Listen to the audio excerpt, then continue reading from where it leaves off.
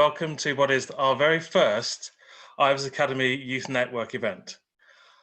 I never thought that our first event would take place as in the virtual space, but this is the situation that we find ourselves in now. Despite the current practical disruptions, I'm reassured that this event is proof that the Ivors Academy wants to proactively engage with young creators and support the voice of young creators. I'm encouraged to see your continuing support of the Youth Network through signing up to attend this session this afternoon. So thank you very much. I'm delighted to welcome Micheal McEvoy back and able to introduce you to a group of young creators who we will all get to know very well over the next few months. Firstly, I want to introduce Molly Toner, who is a producer and DJ studying at the London College of Creative Media, Tom Prince, who is a media composer studying professional media composition at ThinkSpace Education in West Sussex, and Joe DeRuta, who's studying songwriting course at Leeds Arts University. Hi, Molly. Hi. Hi, how are you? I'm not bad, how are you doing? Good. I wondered if you could give our audience a short introduction to yourself. Sure, so I'm Molly. I'm currently studying at London College of Creative Media. Well, I'm in my last year, so unfortunately I won't be finishing how I planned. But before getting into music, I was a dancer, and I basically grew up in the West End. I started my first kind of jobs when I was about 11, and I worked on like in a CBBC program when I was really young as well. And then when I was kind of between 16 and 18, I decided that I really just wanted to change careers and go into music, and here I am now. Brilliant, that's fantastic. I did ask our young creators to send me a snippet of their creativity, and I hope we can listen to a composition by Molly. If you can introduce this track, Molly, I think it's Sunrise Way, and I'll ask my colleague Tarek to feed the audio through to us. Sure. Thanks, Tarek. Yeah. Yeah, you did, but I texted Oh, you texted? Well, you know what? It wasn't like a proper text. It was basically,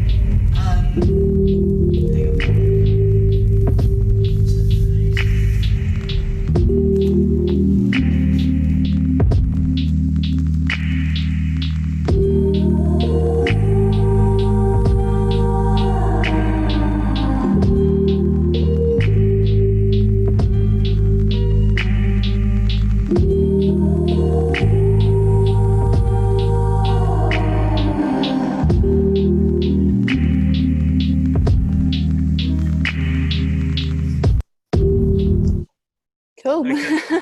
Thanks a lot, Tarek. Thanks, Molly. What was your inspiration for that track?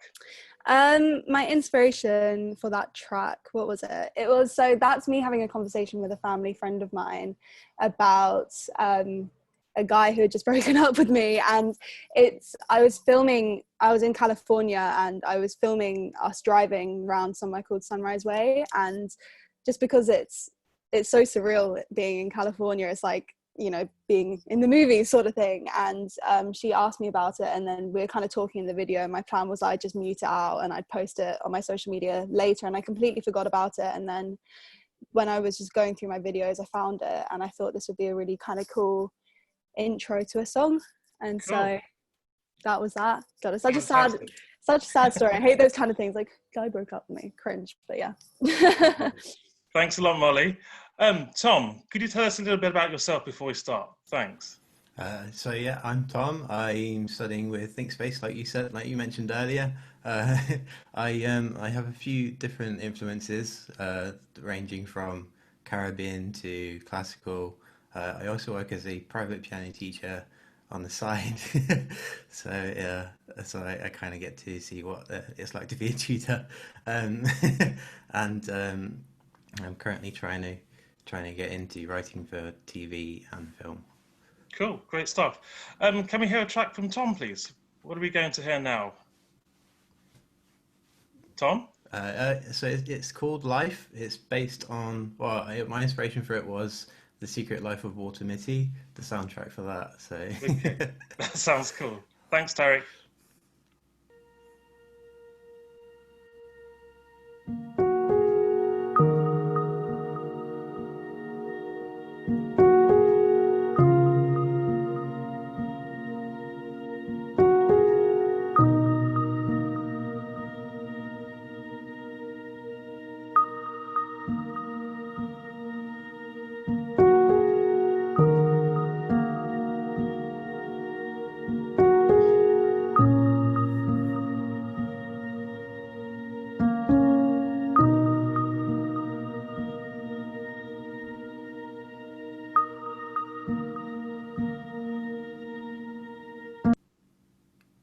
Oh, Brilliant. dang it, you cut it off right where it changes.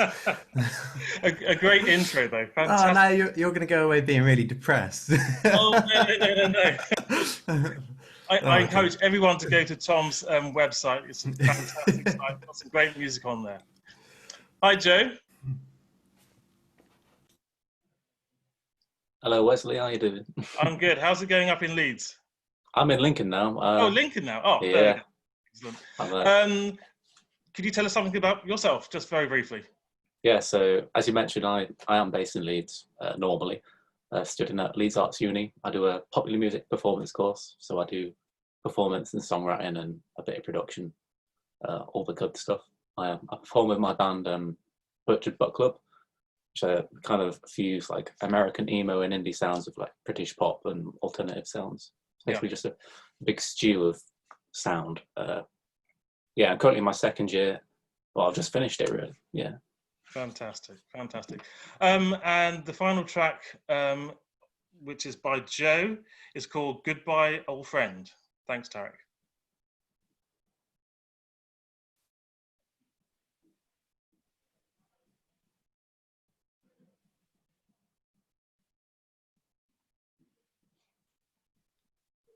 I don't think we're hearing anything from Joe at the moment. Okay, we'll sorry, try. do you want me to explain it now? Sorry. No, that's okay. And we'll come back to your track later on in the That's fine. Yeah. in the session. Okay, we won't miss you out. Don't worry. But lastly, but no means least, I'm very, very grateful for Micheal McEvoy for having found the time to be with us again. Micheal needs no introduction, but as the others have, here goes. Micheal McEvoy is an Ivor Novello Award nominated composer whose creative talents encompass several genres, from composing from film and screen to writing for jazz ensembles.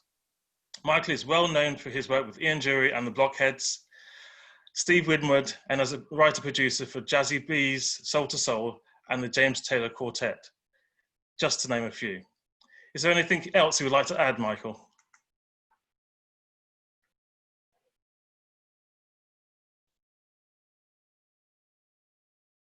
You there, Mike? Just realized I'm unmuted. Sorry about that. Hi, everyone. Thanks, Wesley. Yeah, I think you've covered pretty much a good sort of solid cross section of my activities. Fantastic. Over 30 years. So. Okay, I'll move on. The reason why Molly, Tom, and Joe are here this afternoon is not only because of their outstanding creative talents, but because they are representatives from our newly formed Ivors Academy Youth Network Council.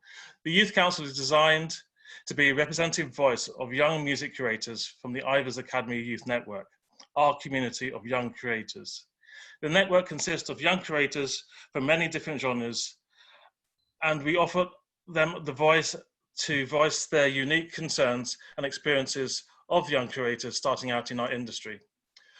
One of the Youth Network's key supporters is the Ivors Academy Trust. The Ivors Academy Trust is an independent charity set up by the Ivors Academy, formerly BASCA, in 2000. This was thanks to the generous bequest of the late composer and creative rights campaigner David Ferguson. The Trust underpins the Youth Network programme and events and projects that help us to engage and support a wide range of activities with young emerging creators. The Trust empowers, inspires, and enables a vibrant and sustainable community of creators. It helps to develop and nurture and support new generations of potential future Ivors winners. And the Trust is also instrumental in assisting with issues of access to the Youth Network and others other learning initiatives that are given by the Ivors Academy. The Ivors Academy Trust is now entering an incredible, exciting time of fundraising to support more creators so that there is a vibrant and diverse legacy to its work. So if you're a music creator between the ages of 18 and 24 and not yet signed up to the Ivors Academy Youth Network, please contact me at wesley@ivorsacademy.com. Okay, let's begin the session for real. In the session this afternoon, the panel will focus on the young creator experience and examine some of the challenges which are often faced when starting out as a creator in the music industry. Following on from discussions and debates from Mental Health Awareness Week last week, I think we all are just a bit more conscious of the need to keep tabs on our own well-being, and especially within the working environment. I'm sure our panel will be able to offer great advice to young creators of how to build an inner resilience to cope with all sorts of experience in what is a very tough industry. Now, curiously enough, I want to turn to Micheal first. Obviously, you've had and continue to have a very successful career as a music creator. I would love to think that this was all plain sailing, but I know you've been through some pretty rough times too. You quote in some of our discussions, the rocky road to success.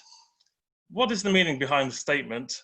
And in specific terms to your own career story and specifically the early years in the business. Thanks, Wesley. Well, hi, everybody. Yeah, welcome to this webinar. And it's great that this is this youth council in existence. It's a really great thing.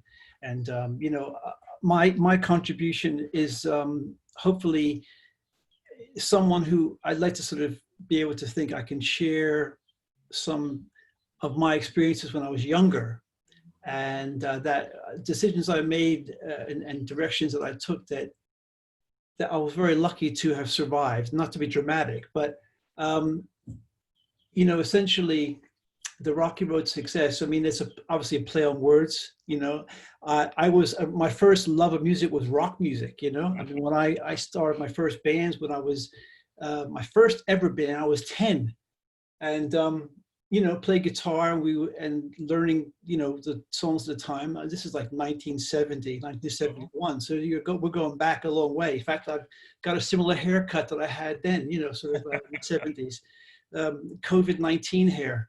So, but you know, the thing about it is that like what's happened over these sort of over three decades of being someone who's passionate about music and decided as a kid that I wanted to be a musician, you know, a very foolhardy decision, you know. I mean, who really in their own right mind would think of trying to make a living playing music, you know? I mean, it's like being a poet, you know. We have to be a bit crazy, I think.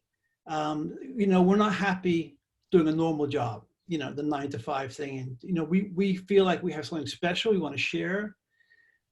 We want to express ourselves. We want to be free, you know, whatever the motivation is.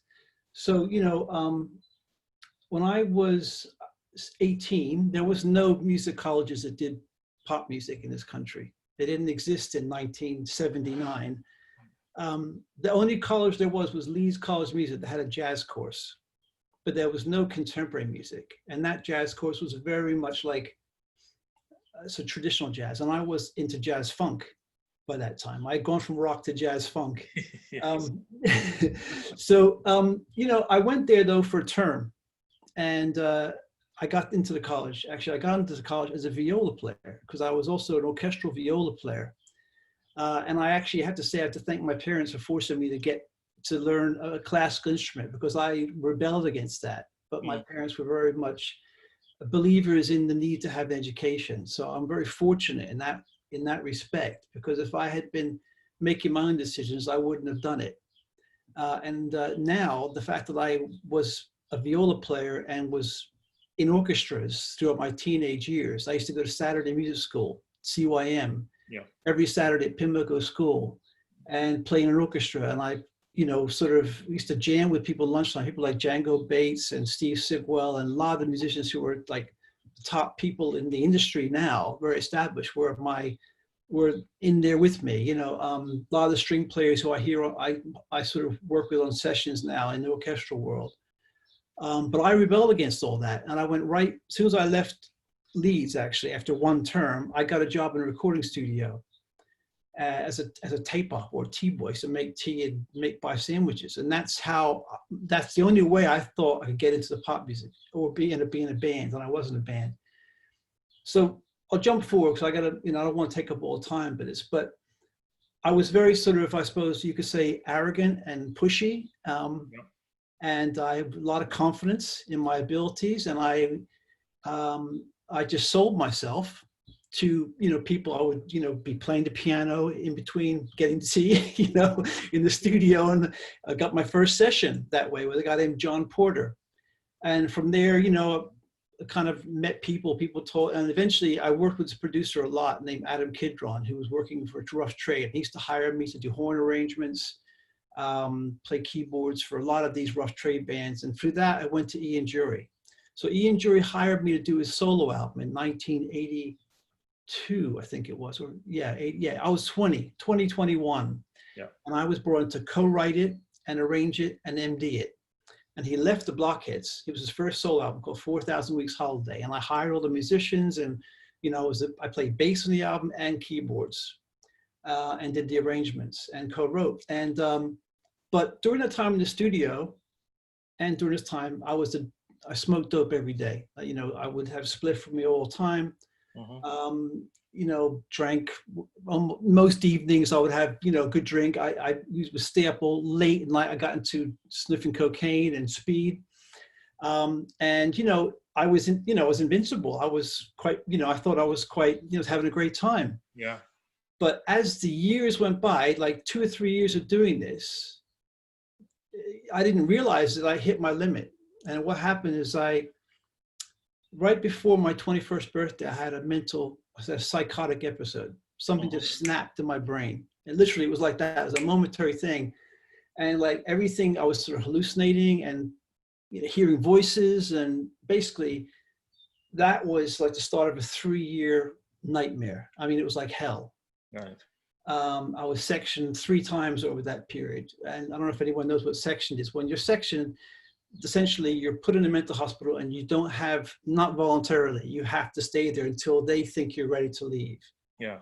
And I was put on medication, et cetera, and I was still very rebellious, and that's why it took me 3 years and 3 stays, because I just didn't want to listen to the advice of the doctors. I didn't, you know, I thought it was a big conspiracy and blah, blah, you know.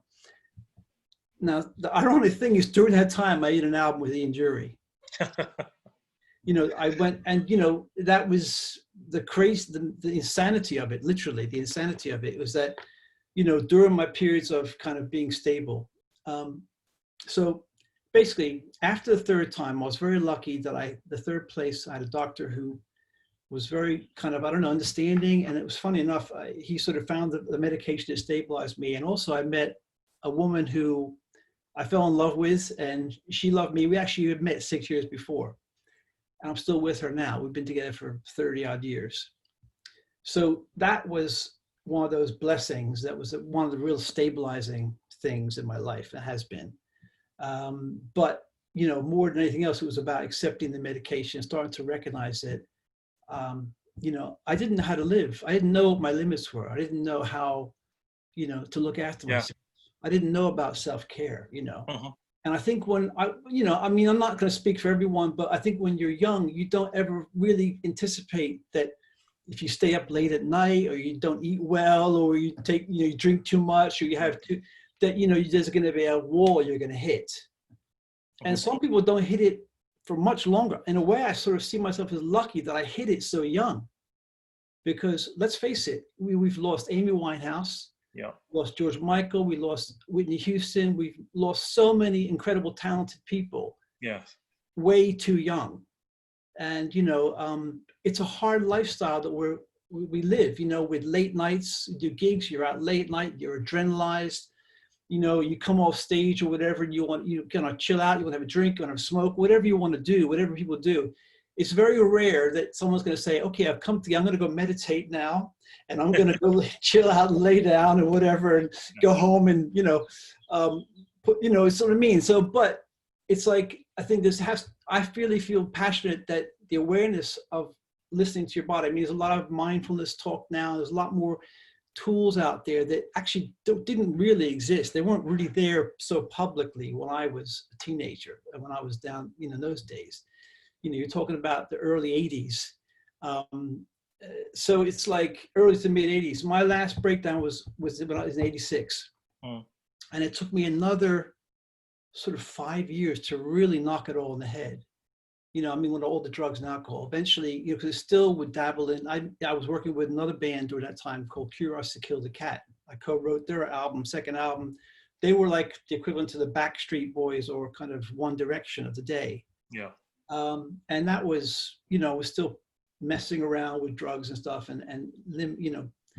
but eventually I haven't had drink or drug of any kind for since almost 30 years, Cool.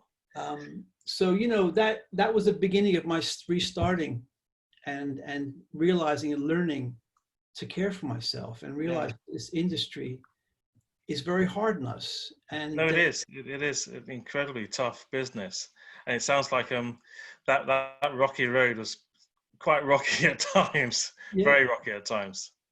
But that's when I started. I think when I finally did that, that was a real important point. And from then I have learned to use many, many tools. I meditate every day now in the morning. My first thing I do. I do exercise every day. I'm healthier now than probably I was when I was 25 in many respects. So, and I enjoy my life. I love being a creative person. And, my ideas of what is success have changed. Celebrity is very different than success. I've been lucky enough to work with celebrities as a right-hand man. You mentioned Jazzy B, Ian Jury. Ian Jury died very young. He died when he was 51. He was younger than I am now. He died of liver cancer. But I know when I worked with him, he actually had just been getting over hepatitis from being on the road in Australia, for like about a year, pushing himself. I mean, at the peak of his success. So, success actually is really hard on us. Look at Amy Winehouse. Anyone who's seen that film will see what happens to someone. You should see that. If you're interested in having a career in the pop industry, watch Amy, because that shows you the pressure you're under. You have 150 people who are relying on you for their wages. Exactly. Yeah. We'll come on to some of those other details in a moment. That's probably, I've said enough probably to get the conversation going. It's a wonderful insight, definitely a wonderful insight into a successful career and what it takes, and the certain pitfalls that can be in the way. I just want to bring in Molly. Molly, through our conversation, Hello. You let me know, and you said already that you started out really quite at a young age in the performing arts. I'm interested to know about that experience and how you coped in that environment. Not well, not kidding. The end. So both my parents were dancers. My mum toured with the Pet Shop Boys. That was kind of like her really big gig. And my dad was with the Royal Ballet his whole life. So I was kind of like born into this really artsy family, so I kind of didn't have a choice, to do anything smart.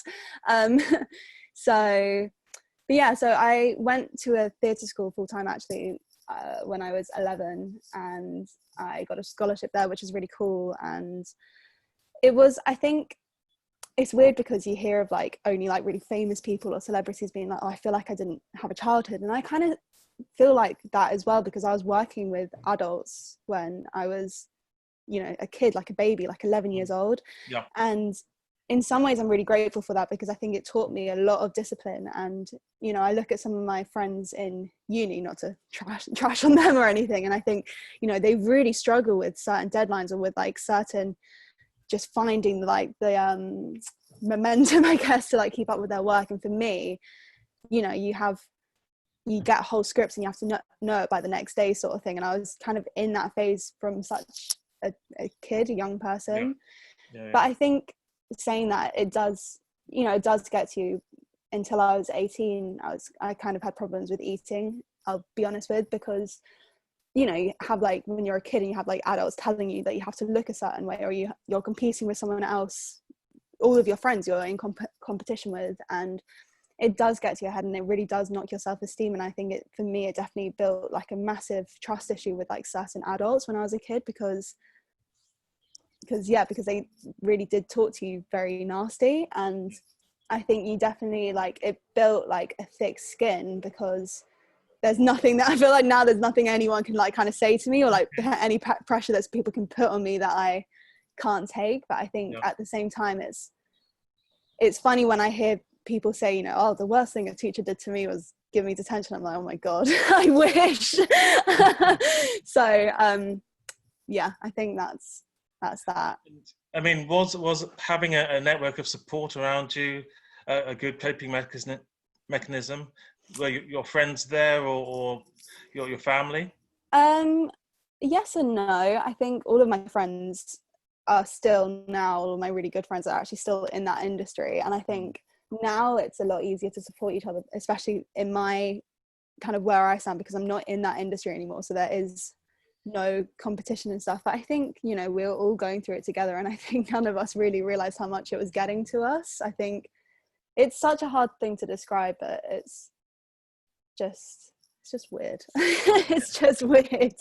But I think, and again with my family, like my mum knew how I felt, because she was the same thing. She went to Tring when she was a young girl, which is a ballet school, and then she was, I think when she was 16 she moved to Portugal, and then kind of by the time she was 22 she'd seen like every country and da da da da da. So she definitely like related to the stress that I was under.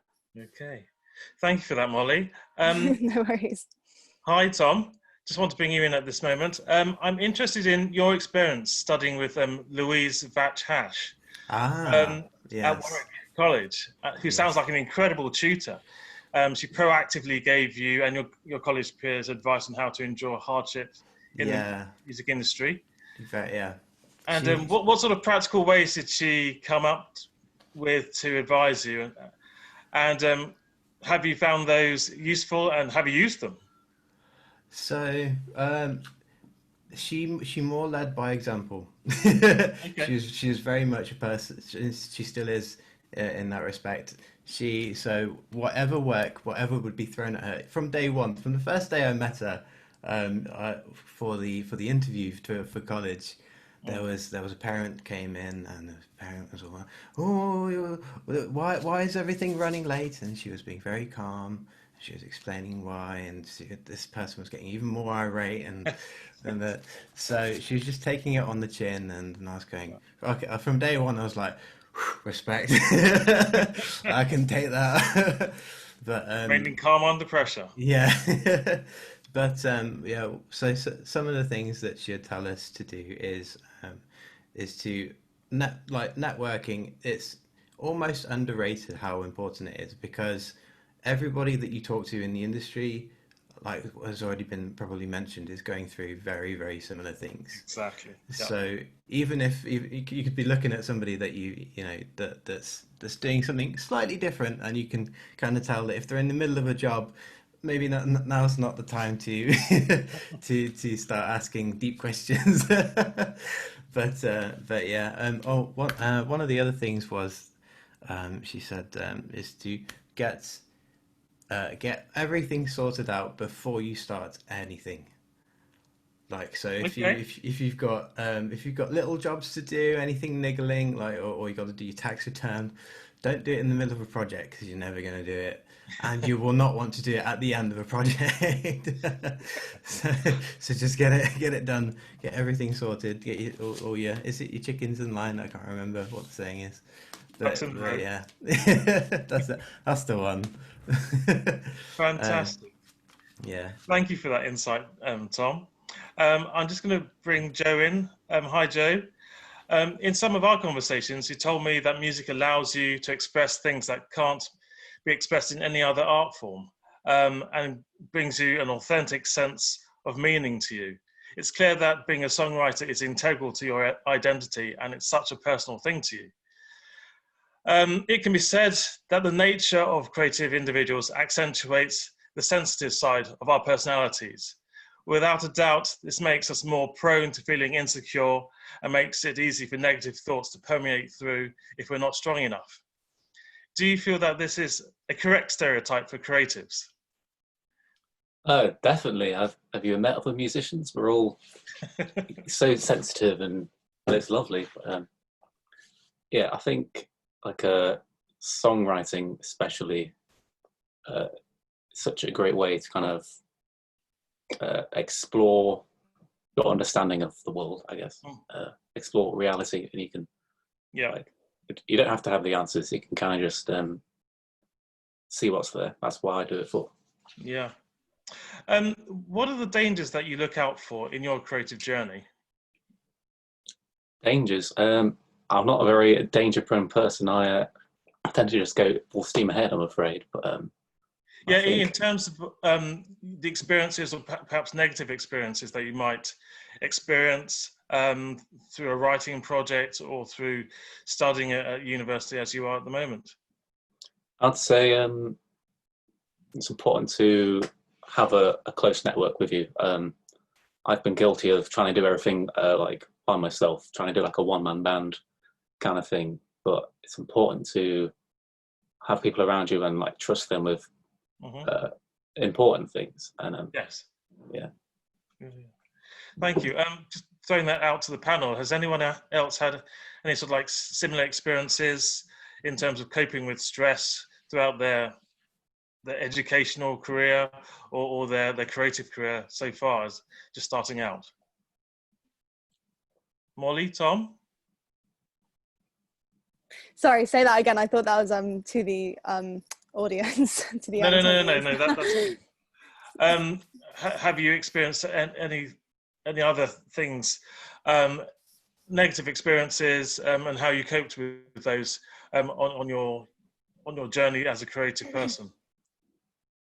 I mean, yeah, I've definitely dealt with a lot of negative experiences. I think just the more you deal with, like, the tougher your skin gets, and I think you just kind of have to get to a point of, you know, if you want it, you have to not like get over it, but kind of do. Does that make sense? That might sound a bit insensitive, but I think, you know, what ultimately, whatever industry that you're going to go into, there's always going to be someone who has something negative to say, even if it's just like in an office job, someone's going to be like, I don't like your hair, and it's going to be annoying.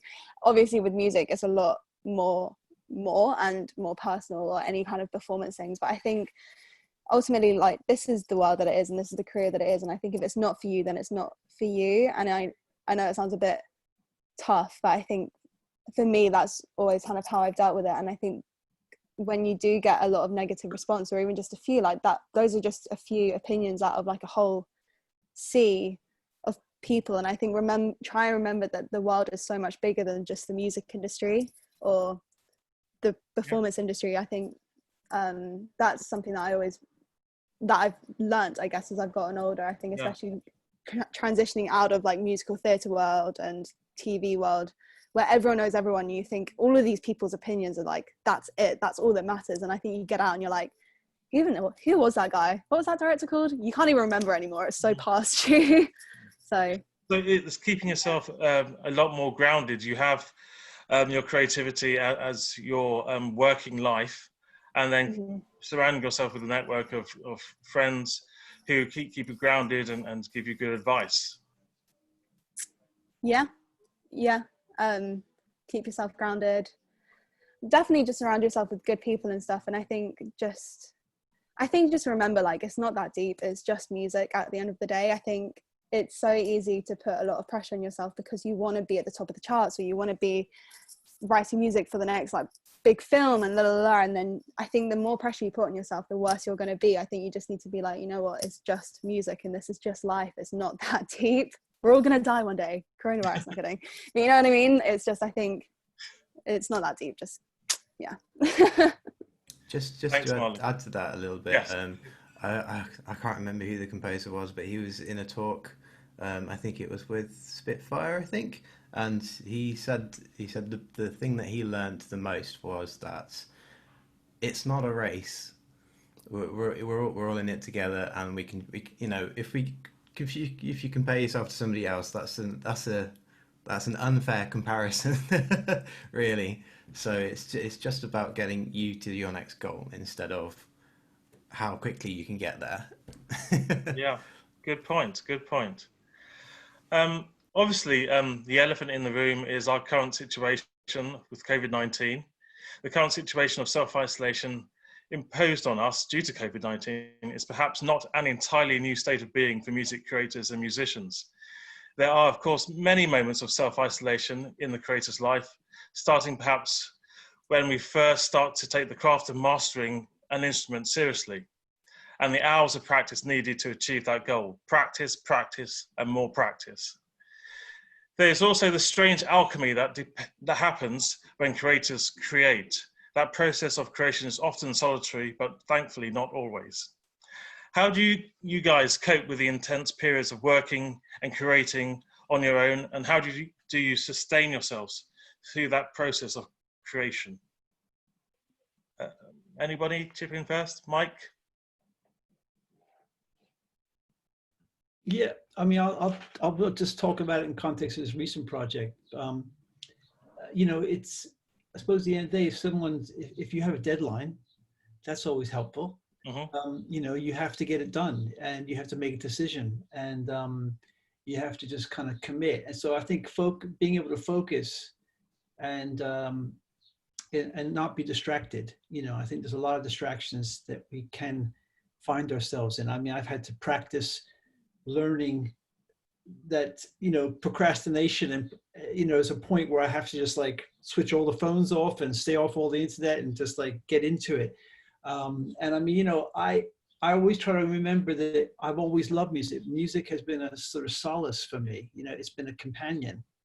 To go and sit down at the keyboard or to pick up a guitar was something that when I first started doing it, had no goal. It was just to do it. Yeah. So, you know, I try to kind of reconnect with that very sort of innocent, pure feeling. Because I think as we get closer to the idea of having a career, we set goals and we have to go in a direction, and then with pressure, it can be hard to remember that actually. Why you're there in the first place. Yeah, and it's like what Molly said, it's just music, you know. Okay, we're trying to make a living out of it, but that is actually, the way I see it is as a privilege, you know, to be able to make a living, to expect to make a living out of making music, I think is quite a kind of rare thing to do. So, you know, I try to enjoy the process and not focus too much on the goal, because, you know, it's at the end of the day, you know, sometimes, you know, life gets in the way, like this COVID-19 thing. So, you know, it's great that we have music to keep us company and to sort of give us pleasure and sort of commune with something, you know, commune with sound. Thanks, Mike. Joe, any thoughts on that question? How do you guys cope with intense periods of working and creating on your own, I should say, and how do you sustain yourself through the process of creation if you're doing that as a solo project? So I think a good thing is to, well, as creators, we're always trying to push stuff out, we're trying to produce new stuff. So it's important to kind of take a minute to consume for a sec, you know, read those books you never read or listen to those albums you never got to. And because everything you create is a product of everything that comes in. So it's important to take time to do that. And to remain, I think, like, naturally I'm quite a chaotic and disorderly person. I've been known to do things with no plan at all, and it's been disastrous. So then I went the complete opposite direction, and I started making these really tyrannical plans for myself. And I think a plan has to be a negotiation with yourself. You have to say, like, what's the minimum amount of stuff I have to do today to not be completely frustrated with myself. Yeah. And start from there. It has to be something you can get along with. It can't be something that tyrannizes you. So setting realistic goals. Yeah. Yeah. Fantastic. Thank you for that, Joe. It can be seen throughout history and encompasses every genre that many great young creatives have fallen foul to mental instability and have not necessarily had the support of coping methods to work through their way through moments of crisis. Like Amy Winehouse, Kurt Cobain, Beethoven, Berlioz, Charlie Parker, and Miles Davis, they're just a handful of geniuses who have all suffered mental illness and not coped very well leading in some cases to more severe and deadly consequences. Negative coping methods, as seen through dependence on alcohol or excessive use of drugs, is a common trait with some creatives, and often linked to ideas that, oh, this will aid my creativity, or that it's just what everyone does. I've heard your thoughts, Mike, on that sort of support for creativity. What about the others from the youth network? What do you think of this sort of method of coping? Tom? Which method? Oh, well, the overuse of alcohol or other substances. Oh, okay, yeah, that's it's difficult, isn't it? It's difficult to put into words, because because for a lot of us, it appears to be a viable option. Just like, okay, tonight I'll just have a drink and I'll just go to sleep and I'll forget about it. And then you end up doing the same thing the next day, then the next day, then you keep adding more drinks, and then before you know it, you're in a bit of a hole. But I think it's important to remember that those things are there for a quick fix, not for a long-term fix. Yeah. If you want a good fix, then you almost need to remember that you need to take a step back. You need to go, okay, what's happening? How can I fix it? And if I can't do anything right now, what can I do right now? So like that might even be a break. Like, have I been outdoors yet? No. Yeah. Okay, well, I'll go outdoors. that kind of thing. Yeah. Molly, any comments? For? I think like drugs and music definitely have a very close relationship over the years. I think that it's something that I think people almost idolize sometimes. And I heard even in an interview with Harry Styles, he was talking about like making his new album, and he was talking about how he did magic mushrooms and and I think, it's almost glamorized to kind of like get fucked up and, sorry, I don't know if I can swear on this, but like, write these songs and all these things. And I think especially with like LSD and mushrooms that are like supposed to be hallucinogenics and open your mind. I mean, I think that's just the problem, is that like, you have half of it, like Amy Winehouse and Miles Davis and Kurt Cobain that we were talking about before, who go down like a really dark path of it, and that's always so sad. But then you look at these other people who are talking about good drugs and all the good things that came from it. But I think really, for me, it's just something that I don't think is really worth messing with, and I don't think that you're ever going to have a real spiritual awakening doing LSD or mushrooms. You're just going to trip balls for a few hours and see a few things, and you might have a good laugh. And I think really the best thing you can do is really, as cringe as it sounds, like, go deep within yourself or whatever. I think the best way you can cope is find a coping mechanism, or find something that is just completely unrelated to music. So for me, like, my favorite thing that's not related to music is yoga. I absolutely love it. I do it, well, I don't do it every day, I do it a few times a week, but it's not anything to do with music. And that is for me like a really healthy, I find, escape, because you're exercising. I don't do it with music, so there's no sounds around me, and you can really just clear your mind. And I think that's something that people try and find, like these other healthy like coping mechanisms and outlets, and they're all still music related, or drinking and partying but still listening to music. I think try and find something that's like so unrelated that you enjoy. That's great. I would say. Thanks for that, Molly. Joe, do you want to say anything? Yeah, I think it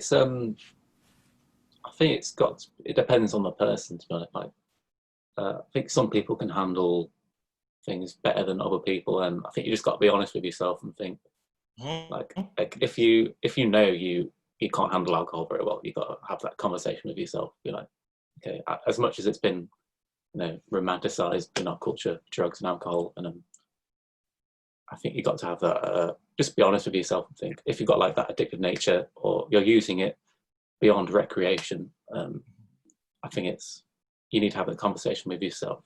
Absolutely, that honest conversation with yourself. I'm sure that we will all agree a key asset to help us have and develop the ability to find healthy ways to build resilience should be possibly looked at as like a toolkit, as we've discussed before, a bag of resources that you can go to at any time, at any point, and find or help you find a solution to the crisis points that you might be going through at that time. I'll be asking our panel to suggest one helpful tip to get us started right at the end of this session. But unfortunately, I have to bring the discussion amongst the panel to an end for now, and open for our Q&A session and questions from the audience. Tarek, can we feed through any questions at the moment?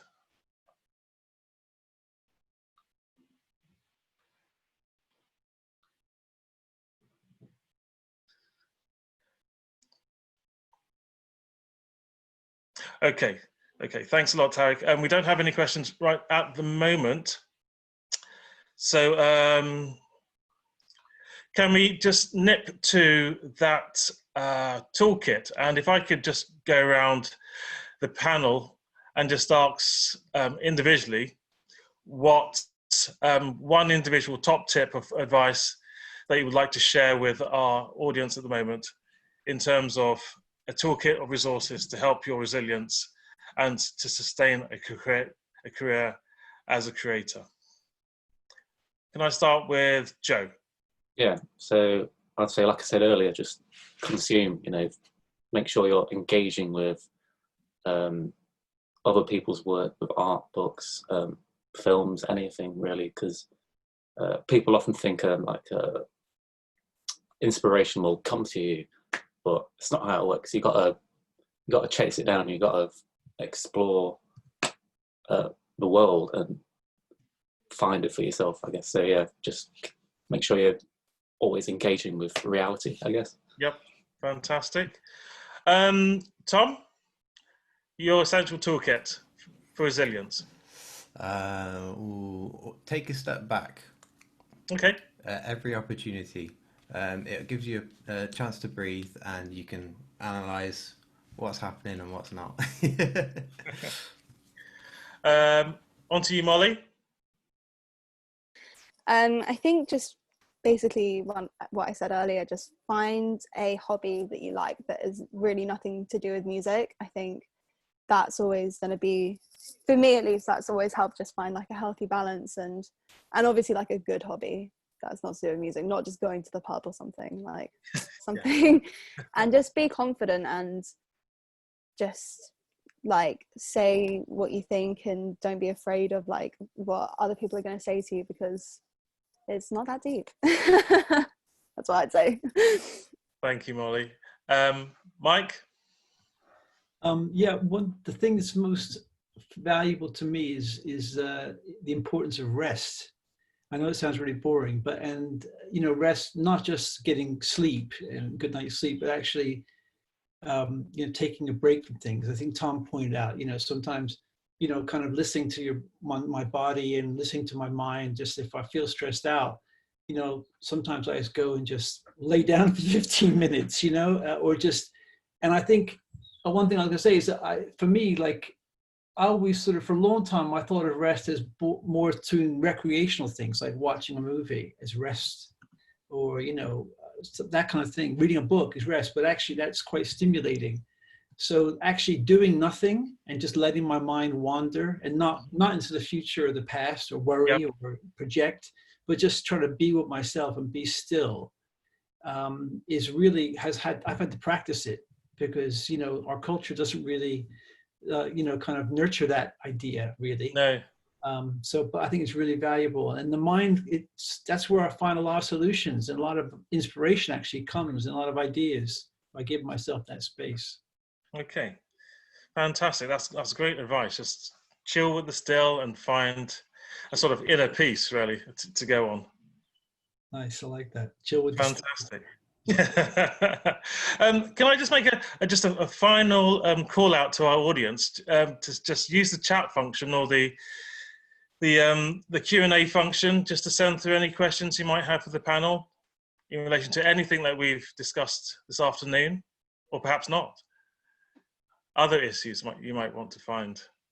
There's one from Andrew on the Yep. chat that I've just seen, saying, I think it's to everyone, hang on, oh my god, I can't, sorry, I haven't got my glasses, can't read.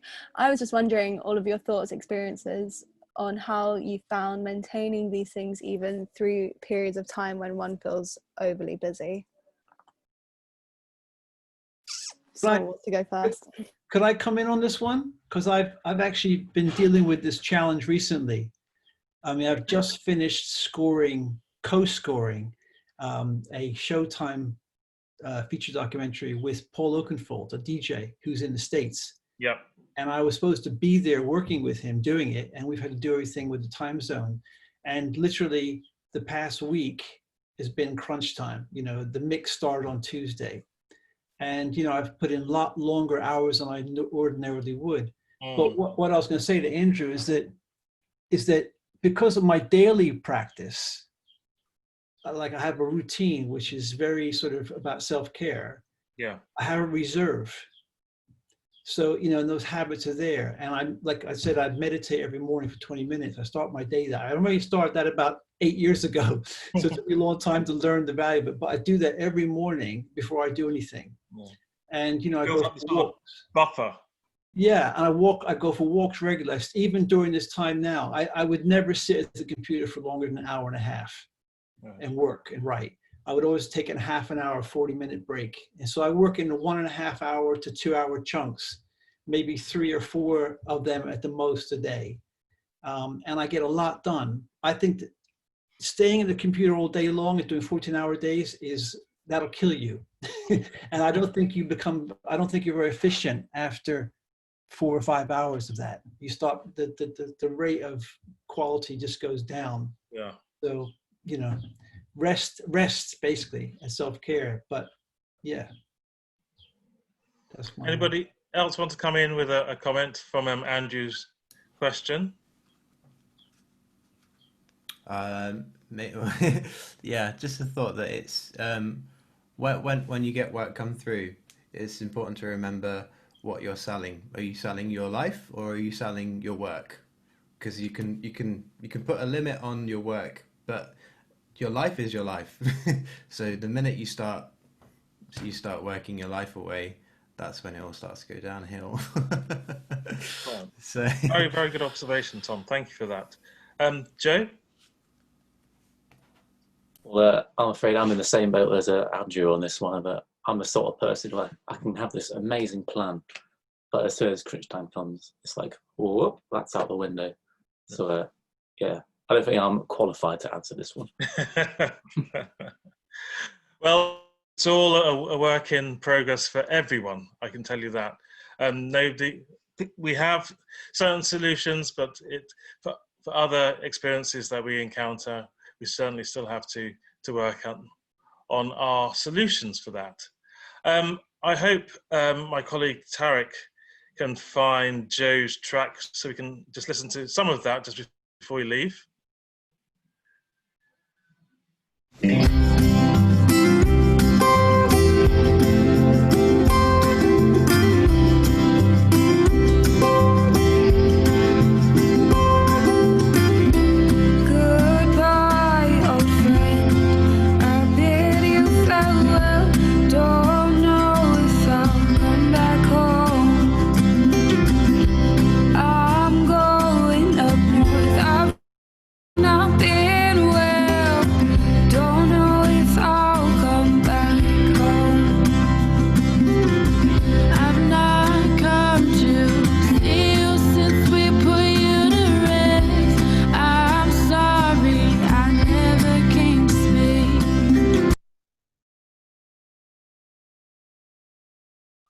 I'll mute myself.